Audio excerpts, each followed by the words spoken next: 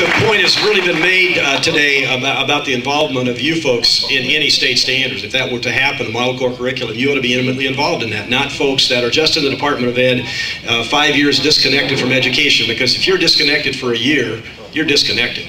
And I know that, I understand that. And I've been disconnected for 7 years. So fortunately, I have kids that are still teaching. It's fun to visit with them about this whole process. But you need to be involved intimately in that process. And I hope that we can assure that you will be. Leslie Dake, Sioux City Educational Support Professional. 42nd for teacher pay was very embarrassing, and we appreciate all the help. And we worked hard to get the teachers there.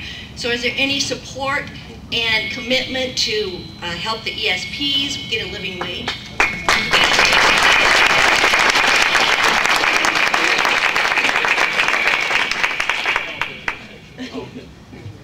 Well,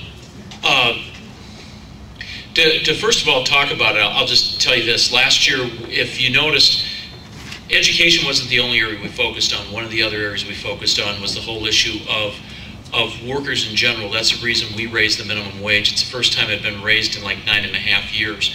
And one of the things, I think the, what's it called, the new Iowa, Generation Iowa, the one thing that they came out with this week is they said, if you want to keep young people here, you have to basically do one thing: increase pay. Because when you compare us to some of the surrounding states and the wages they're paying, it's going to be difficult to keep young people here because there's excellent economic opportunities on 3 of our 4 borders.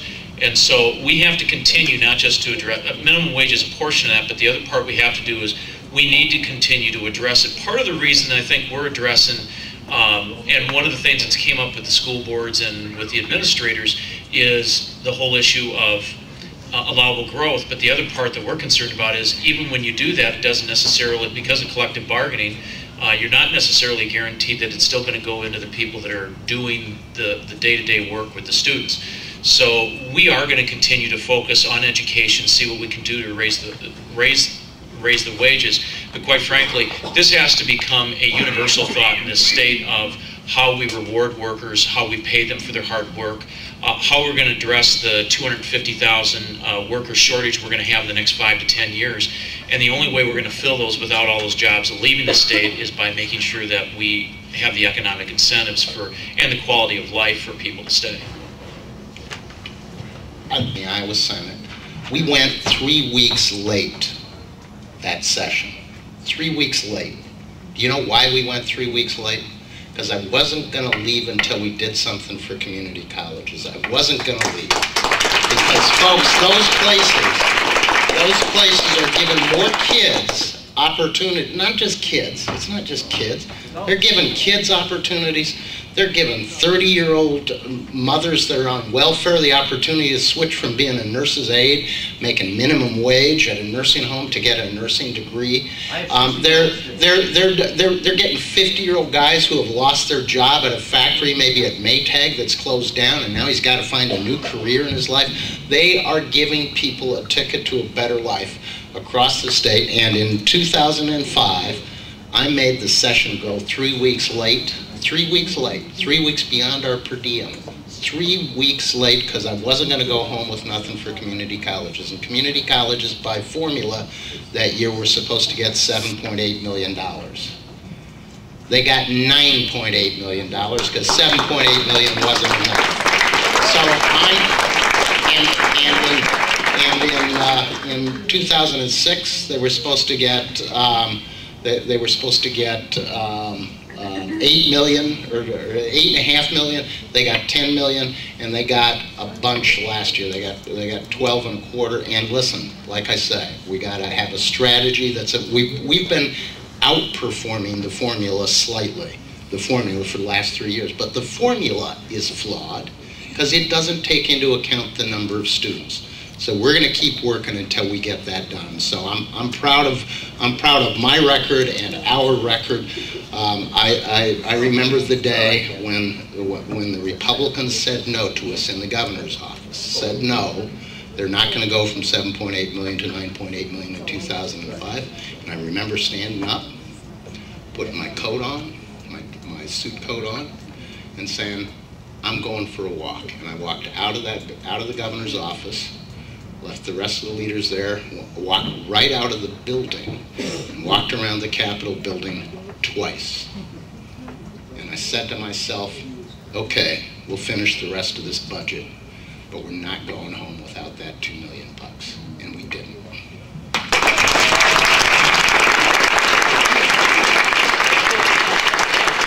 I know there's a lot of you that still have questions, but I would ask that you take those back home to the state policymakers there at your legislative forums, or email these folks, or hang out afterwards. People ought to be challenged to the best of their ability in school, and we need to do that, and that's why I'm for increased rigor all the way across the curriculum. But we need some basis of testing to see where we're at as a state, as a region, across the world for that matter. And one of the things we've done with NAEP tests now is that we're not testing all kids with NAEP. We have a pretty good view of how they're doing in math and pretty good view of how they're doing in science, but we're not even testing social studies in some of the other areas. So we need some basis of testing, it seems to me, to tell us where we're at. There's nothing wrong with that. Let's find out where we're at and what we got to fix. Okay? If ACT isn't the answer, let's find another one, but let's do it across the board so we know where we're at and we know what we need to fix in this system. We know that lots of our kids are going to go on to be successful. A lot of those kids that don't go to college are going to be sharper than the kids that do. We know in a lot of ways, but we need to challenge them as well. They need to be challenged as much as we possibly can. I do think there are some people, look, I'm not a conspiracy nut, okay? I'm not. But I think a big chunk of No Child Left Behind was well thought out effort to try to demonstrate, incorrectly, but to try to demonstrate that public schools are failures. So that people could move to voucher systems or whatever. So I think there are some, I don't think it's all, but I think there's some people that see making every kid take the ACT test is kind of that same thing. That's going to help us define that public schools are a failure. And all I have to do is go back to my two daughters. Public schools are not a failure in this state. They're great places that take kids and do great things with those kids. So the idea of providing more comparability between different school districts, I appreciate that energy, but it doesn't, the ACT measures one set of things. I was a great test taker. I really was. I was always in the 99th percentile, always. Not because I knew anything, just because I'm a great test taker. I mean, I was a pretty good student, but those things don't measure much, and they don't measure whether or not that kid's going to be an absolutely wonderful person in the building for us. By the way, I can wire a light fixture, so bring it up to the Capitol, and if you got a broken light fixture, I can wire it, because I love that kind of stuff. It's one of the things I miss in my cerebral job in the legislature that's all about talking to people and thinking. It's one of the things I miss is those kinds of things. So I can wire a light fixture. And nothing in my high school experience helped me learn anything about that. Nothing. So I'm all self-taught on that. I might have made a heck of a lot more than I make now as the majority leader had I pursued a course like that. You're absolutely right. The system's got to be designed to take every individual kid and help them become whatever it is their dream is. And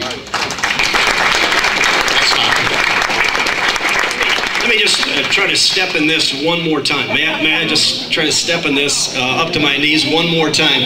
I coached basketball for a long time, and we practiced for 3 weeks. And once in a while, we try to have a scrimmage. We'd have to have somebody come in and play us to see what we were doing. But I think if we only played ourselves, if we only played against ourselves, we never know how good we are. You have to play somebody else. In fact, you need a rigorous schedule to play sometimes to find out what you need to improve on. You can't find that out practicing against yourself every day. That's what we're doing now. We're practicing against ourselves. Let's practice against the best and see how we're doing and what we got to fix. That's where I'm at. Thanks. Tony, go ahead. Hello.